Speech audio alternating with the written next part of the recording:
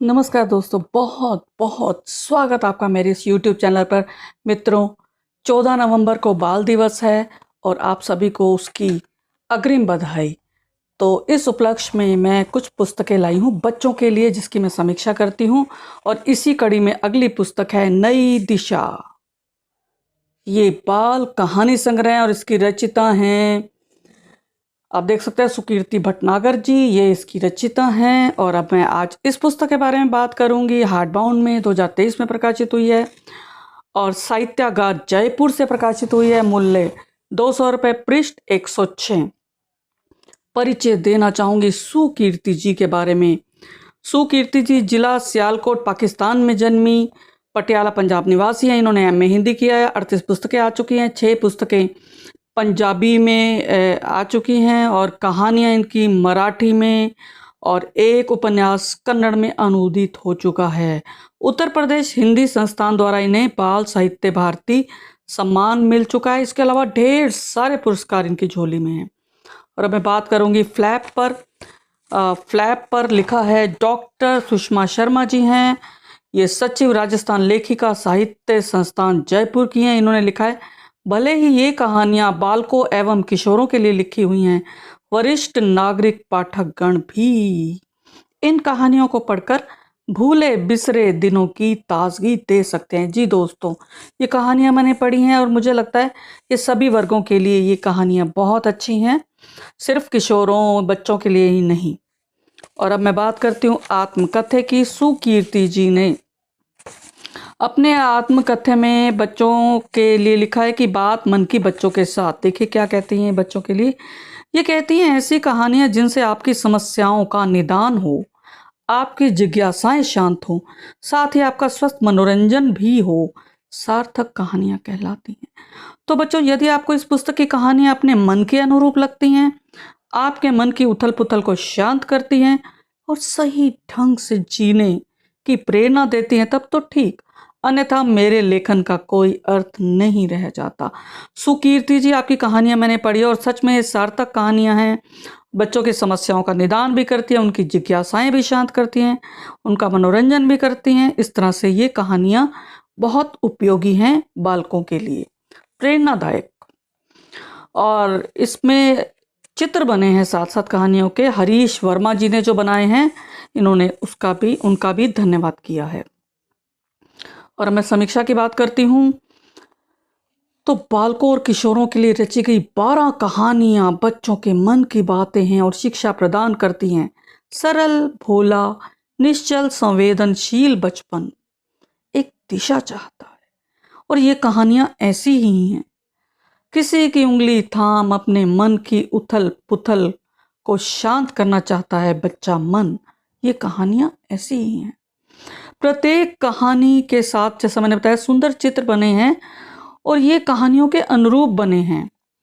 और इन कहानियों में कोरोना काल से जुड़ी कहानियां भी हैं। सबसे बड़ी बात, इनमें संवेदना है, समस्याओं का समाधान है, बच्चों के मानसिक स्तर पर जाकर रची गई हैं ये कहानियां। सरल भाषा है, लेकिन परिष्कृत शब्दों का प्रयोग भी किया है। क्यों? ताकि बच्चे पढ़ते समय उन शब्दों से परिचित हो जाएं। अपनी मातृभाषा से परिचित होना बहुत जरूरी है। और अब मैं बात करती हूँ गलतियों की। पृष्ठ 49 पर गृहिणियां शब्द गलत लिखा है, गृहिणियां होना चाहिए। इसी तरह पृष्ठ 92 पर बड़ी की लिखा है, जबकि की होना चाहिए। मैंने आपको पहले भी बताया, जैसे उसकी पुस्तक और उसने कहा कि वह जाएगा, जब तो आप जोड़ते हैं दो वाक्यों को कि, तो उसमें छोटी की मात्रा लगती है, तो ये ध्यान दें आप। अब बात करते कहानियों की। प्रथम कहानी है नीलिमा को मिली सीख। माँ बाप का विश्वास मित्रों नहीं तोड़ना चाहिए और पढ़ने की बजाय बंक मारकर मित्रों के साथ फिल्म देखना बुरी बात है। इस कहानी से यही सीख मिली कि जो व्यक्ति अपनी भूल स्वीकार करके भविष्य में उसे न दोहराने का निश्चय कर ले, उसे डांटने या समझाने की आवश्यकता नहीं पड़ती। मित्रों, दोस्तों, प्यारे बच्चों, माता पिता आपके सच्चे हितैषी हैं, तो उनकी बात जरूर सुने। अब बात करते हैं अगली कहानी की, सुबह का भूला। इसमें मोर के माध्यम से कहानी रची गई। मोर है इसमें पात्र, मानवेतर पात्र, मानवीकरण का प्रयोग किया गया। इससे सीख ये मिलती है कि मित्रों कभी भी घमंड ना करें। मोर को अपने रूप सौंदर्य पर बहुत घमंड होता है और एक दुर्घटना में घायल हो जाता है, उसके पंख झड़ जाते हैं, हीन भावना से ग्रसित हो जाता है। लेकिन वे कैसे उभरा, इसके लिए पढ़नी होगी यह पुस्तक। अच्छी कहानी। मिठुआ की उलझन। इसमें टीचर जो है अपनी बच्ची है, उसके स्कूल में पढ़ती है मिठुआ, उसको समझाती है कि समय का महत्व क्या है।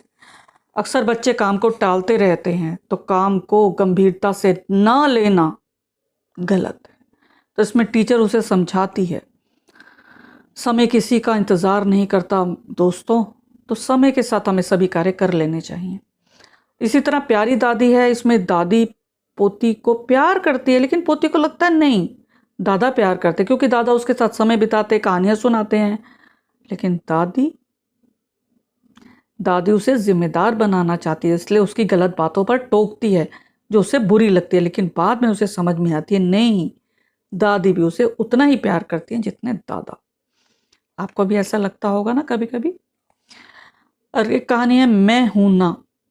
इसमें एक कुतिया है, अपने पिल्लों से बहुत प्यार करती है। इसके माध्यम से जो गली में घूमते कुत्ते हैं, पिल्ले हैं, बच्चे उनको बहुत प्यार करते हैं। लेकिन इसमें एक सीख मिली कि माँ, पशु की हो, पक्षी की हो, मानव की हो, अपने बच्चों की सुरक्षा के लिए शेरनी बन जाती है। ये कहानी है। और बहुत ही एक रोचक कहानी है, पिचकू बर्गर और बलवान पेठा। दोस्तों, मुझे लगता है हरी सब्जियां किसी को पसंद नहीं आती, बच्चों को खासकर, लेकिन इस कहानी के माध्यम से बताया गया है कि ये जो हरी सब्जियां कितनी ज़रूरी हैं हम लोगों के लिए। सोचो मित्रों, अगर सब्जियों में लड़ाई हो जाए तो जी। इसके अंदर एक नाटक रचाया गया था, उसमें फास्ट फूड धराशायी हो जाता है और सब्जियां विजेता बन जाती हैं। कल्पना आधारित कहानी, बहुत इंटरेस्टिंग है, बहुत रोचक।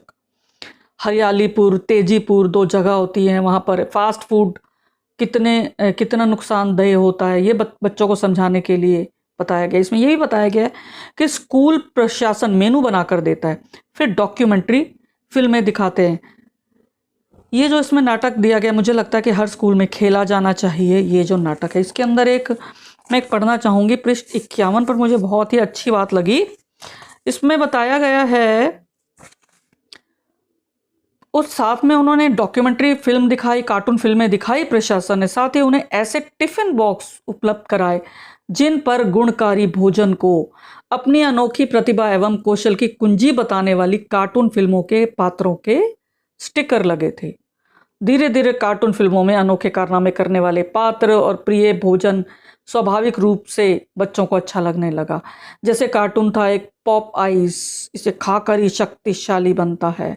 ऐसे ही बच्चे गाजर को पसंद क्यों करने लगे, क्योंकि एक पात्र था बग्स बन्नी। तो दोस्तों, मुझे लगता है कि इस तरह से बच्चों को समझाना चाहिए, और बच्चों आपको भी समझना चाहिए कि हरी सब्जियां कितनी लाभदायक हैं आपके लिए। इसी तरह संवेदना कहानी है, ये संवेदनशील बच्चे की कहानी है। दिव्या और रितेश 2 बच्चे हैं। कोरोना काल में आप सभी जानते हैं क्या हुआ था। कोरोना ग्रस्त पड़ोसन को अस्पताल पहुंचाने के लिए वे अपने पिता से आग्रह करते हैं, और जब वो आंटी ठीक हो जाती हैं तो सब मिलकर दिवाली मनाते हैं। और ऐसी एक कहानी है स्वाभिमान। सौम्य का जन्मदिन होता है, वे रेस्टोरेंट जाते हैं जन्मदिन मनाने। वहाँ उनको एक अनाथ बच्चा दिखता है, गुब्बारे जो बेचता है, वो केक खरीदने जाता है। उसकी कहानी सुनते हैं, वो अपनी कहानी बताता है कि अपनी बहन के लिए केक खरीदने आया लेकिन पैसे नहीं हैं, तो वो उनको केक खरीद के देता। तो उसके पिताजी कहते हैं, जो सौम्य होता है उसके पिताजी सुबू को एक प्रस्ताव रखते हैं कि तुम दोनों भाई बहन हमारे घर पे रहो, तुम काम भी करना, पढ़ना भी, पैसे भी कमाना, क्योंकि तुम स्वाभिमानी। और वो सहर्ष हाँ भर देता है। तो ये बहुत अच्छी, गरीबों की मदद करनी चाहिए, उनका सहयोग करना चाहिए, ताकि वे काम भी करें और थोड़ी सी उनको मदद भी हो जाए।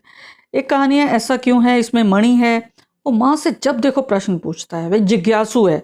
वह पूछता है, जैसे दादाजी बूढ़े हो गए माँ, क्या हम सभी बूढ़े हो जाएंगे? तो माँ कहती है, एक सीख है इसमें कि हाँ सभी बूढ़े हो जाएंगे, लेकिन कुछ लोग ऐसे होते हैं जो सकारात्मक सोच के होते हैं बुढ़ापे में, कुछ नकारात्मक होते हैं। तो दोनों की स्थितियों में अंतर होता है, इसलिए हमें अपनी सोच सकारात्मक रखनी होगी ताकि हम विपरीत परिस्थितियों में भी सामान्य रह सके।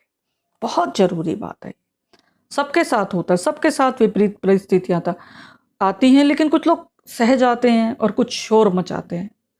तो ये था इसकी सीख, यही थी इस कहानी की। और अब बात करते हैं समाधान की। इसमें भी कोरोना काल में सभी बच्चे आलसी हो गए थे, बताया गया, सब जानते हैं। काम वाली जो होती हैं वो नौकरी से हटा देने का सब लोग मन में प्लान बनाते हैं, लेकिन बच्चे कहते हैं नहीं, उनका गुजारा कैसे होगा। तो वो एक योजना बनाते हैं कि ऐसा करते हैं, समाधान निकालते हैं कि बाई को बाहर लगे नल पर सारे बर्तन हम रख देंगे, कपड़े रख देंगे, ताकि वो अंदर ही ना आए और उसकी नौकरी भी बची रहे। लेकिन साथ में बच्चे मदद करने को तैयार हो जाते हैं। और संकल्प कहानी, नववर्ष में संकल्प आने ही वाला है, नववर्ष दोस्तों। तो आप सभी भी संकल्प लें कि अपने विकारों में से जो हैं उनको खत्म कर देंगे आप। इसमें भी यही बताया गया है कि कोई ईर्ष्या नहीं करेगा, क्योंकि ईर्ष्या का कीड़ा कपड़े को खा जाता है। ये इसमें संकल्प लेते हैं बच्चे। और अब आखिरी कहानी है नई दिशा शीर्षक कहानी। इसमें बताया कि अति हर चीज की बुरी है, अतिरेक बुरा है, चाहे वो आत्मविश्वास हो चाहे उत्साह हो। अति आत्मविश्वास अति उत्साह दोनों ही बुरे हैं। और ऊर्जा को दिशा देने के लिए वीनू को क्रिकेट में प्रशिक्षण के लिए भेजने का निर्णय किया गया, क्योंकि वह अति उत्साही था। कई बार इससे नुकसान भी हो जाता है दोस्तों, तो बैलेंस बना के रखिए, कोशिश कीजिए। तो दोस्तों कैसी लगी आपको समीक्षा, मुझे उम्मीद आपको पसंद आई होगी। चैनल को सब्सक्राइब नहीं किया तुरंत करें, बेल आइकन दबाएं और पुस्तक पढ़ें।